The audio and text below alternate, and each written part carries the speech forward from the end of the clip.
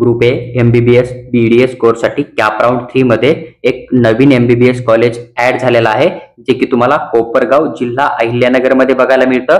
हे college cap round 3 मध्ये पहिल्यांदा पार्टिसिपेट करत आहे आणि ह्या कॉलेजचं MBBS कोर्सचं फर्स्ट इयरचं फी स्ट्रक्चर काय आहे अकॅडमिक इयर 2025-26 याची सविस्तर चर्चा आपण या छोट्याशा व्हिडिओमध्ये करणार आहोत। सगळ्यात अगोदर हे जे फी स्ट्रक्चर आहे ते 85% स्टेट कोट्याचं आहे।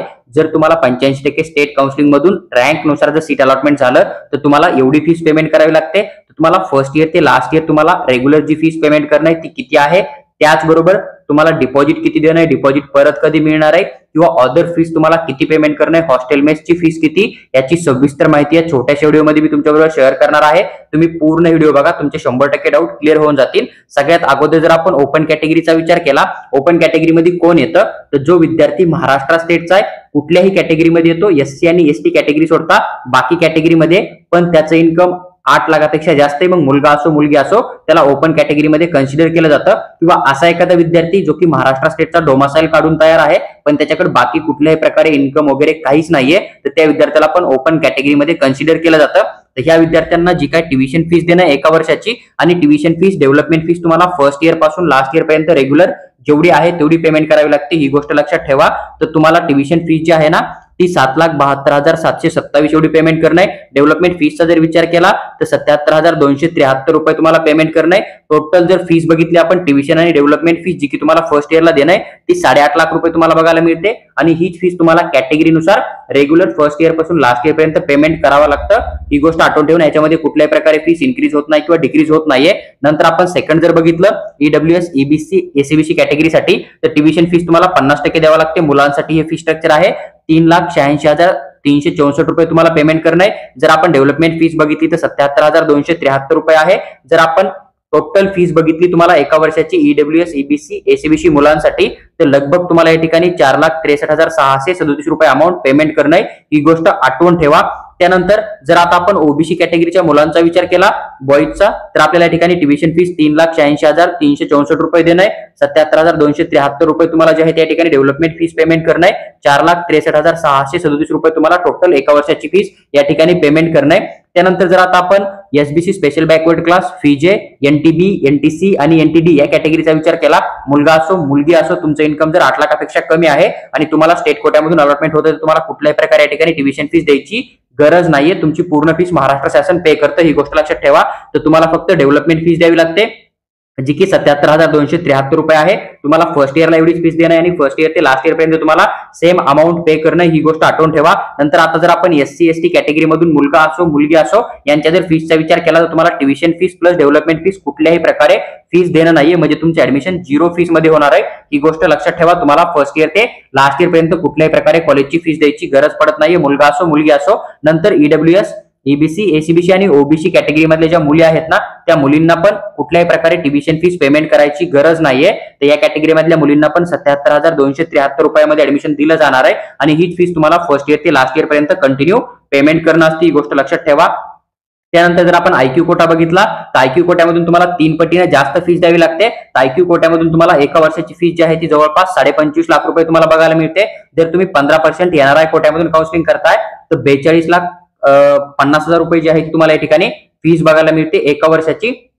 15% NRI कोट्यामधून ह्या कॉलेजची, ही गोष्ट लक्षात ठेवणं आहे। तर आता जी फीस मी तुमच्याबरोबर एक्सप्लेन केली ना ती फीस तुम्हाला दरवर्षी पेमेंट करणे होती कॅटेगरीनुसार, जेवढी फर्स्ट इयरला तेवढीच तुम्हाला फायनल इयर पर्यंत कंटिन्यू पेमेंट करणं आहे। जर समजा SC ST कॅटेगरीची कुठल्याही प्रकारे फीस मेन्शन नाहीये ना तर ह्या मुलांना कुठल्याही प्रकारे फीस पेमेंट करणं नाहीये, बाकी कॅटेगरीची जशी मेन्शन आहे त्या पद्धतीने तुम्हाला कंटिन्यू लास्ट इयर पर्यंत फीस पेमेंट करणं आहे। आता आपण चर्चा करूया की अदर फीस तुम्हाला या ठिकाणी किती पेमेंट करणं आहे। सगळ्यात अगोदर एक आपल्याला मनी डिपॉझिट द्यावं लागतं, ज्यावेळेस आपली डिग्री कंप्लीट होती त्यावेळेस ते आपल्याला रिफंड दिलं जातं। तर 50,000 रुपये तुम्हाला या ठिकाणी डिपॉझिट देणं आहे। सगळ्या कॅटेगरीसाठी डिपॉझिटचा अमाऊंट सेम राहतं आणि ही फीस तुमच्याकडून वन टाइम घेतली जाते, म्हणजे एकच वेळेस घेतली जाते। सेकंड इयर थर्ड इयरला ही फीस तुमच्याकडून कुठल्याही प्रकारे घेतली जात नाहीये। जी फीस तुमच्याकडून second year third year fourth इयरला घेतली जाणार आहे ना ती फक्त ट्युशन फीस आणि डेव्हलपमेंट फीस राहते आणि हॉस्टेल मेसची फीस राहते, ही गोष्ट आठवून ठेवा। बाकी अदर फी जी असते ना वन टाइम मेन्शन तर ही फीस तुम्हाला फक्त फर्स्ट इयरला देणं आहे, पुढे कुठेही ही फीस तुम्हाला पेमेंट करायची गरज नसते. हॉस्टेल आणि मेसचा विचार केला तर 2,70,000 रुपये तुम्हाला अमाऊंट बघायला मिळतं आणि सगळ्या मुलांसाठी सेम अमाऊंट तुम्हाला बघायला मिळतं आणि पर इयर ही फीस आहे.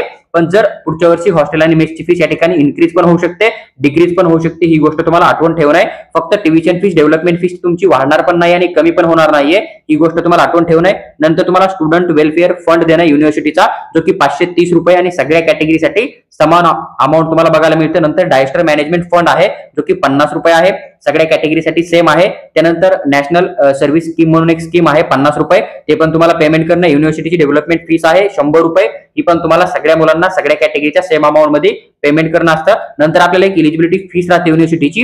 जे मुलं जनरल कॅटेगरी मधले असतील, ईडब्ल्यूएस मधले असतील, ईबीसी मधले असतील, ओबीसी कॅटेगरी मधले असतील किंवा एससीबीसी मधले असतील ना, तर त्यांना 10,500 रुपये हे अमाऊंट पेमेंट करणं आहे. मुलगी असो मुलगा असो, किती इन्कम असो, काही फरक पडणार नाहीये, ही गोष्ट लक्षात ठेवा. त्यानंतर जर समजा आता आपण विचार केला की जे समजा ऑदर रिझर्व्ह कॅटेगरीमध्ये येत आहे ना, तर त्या लोकांसाठी जी फीस या ठिकाणी पेमेंट करणं आहे ना, तर रिझर्व्ह कॅटेगरी मधल्या मुलांसाठी जी फीस असते ती 3,200 रुपये असते. ही गोष्ट तुम्हाला आठवण ठेवणं आहे. जर तुम्ही आयक्यू कोट्यामधून जाताय तर ही फीस तुम्हाला 3 पटीने देणं आहे, म्हणजे जवळपास 54,550 रुपये देणं आहे. एनआरआय कोट्यामधून पण तुम्हाला हे अमाऊंट सेम बघायला मिळतं, ही गोष्ट तुम्हाला आठवण ठेवणं आहे. तर ही एलिजिबिलिटी फीस तुमच्याकडून रिटेन्शन फॉर्म भरल्याच्या नंतर घेतली जाते, जी की तुम्हाला वन टाइम देणं आहे. फर्स्ट इयरला देणं पडते, second year, third year, fourth इयरला तुम्हाला ही फीस कुठल्याही प्रकारे पेमेंट करायची गरज नाहीये.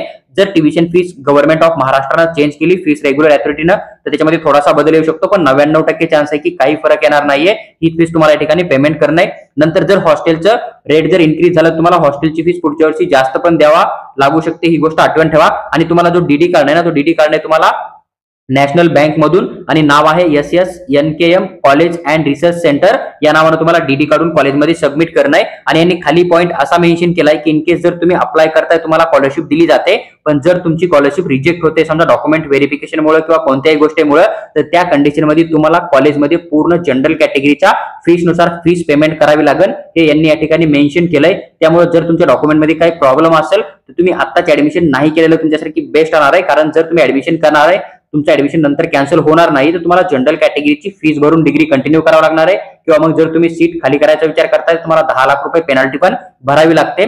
तर हा एक छोटासा व्हिडिओ होता नवीन कॉलेजच्या फी स्ट्रक्चर बद्दल, त्याची सविस्तर माहिती मी तुमच्याबरोबर शेअर केली आहे. जर तुम्हाला व्हिडिओ आवडला असेल तर लाईक करा आणि चॅनलला सबस्क्राईब करून आमच्यासोबत जोडून राहा, जेणेकरून फ्युचरमध्ये बाकी कॉलेजची पण इन्फॉर्मेशन आम्ही तुमच्याबरोबर डेफिनेटली शेअर करू. त्याचबरोबर जर तुम्हाला ही पीडीएफ हवी असेल तर आमचा टेलिग्राम ग्रुप जॉईन करा, आम्ही ही पीडीएफ तिथं फ्री ऑफ कॉस्ट मध्ये नक्की शेअर करू. त्याचबरोबर जर तुम्हाला DPT medical consultancy through paid counselling किंवा पर्सनल गाईडची रिक्वायरमेंट असेल तर तुम्ही दिलेल्या व्हॉट्सअपवर मेसेज करा, आम्ही तुम्हाला त्याबद्दल सविस्तर माहिती नक्की शेअर करू.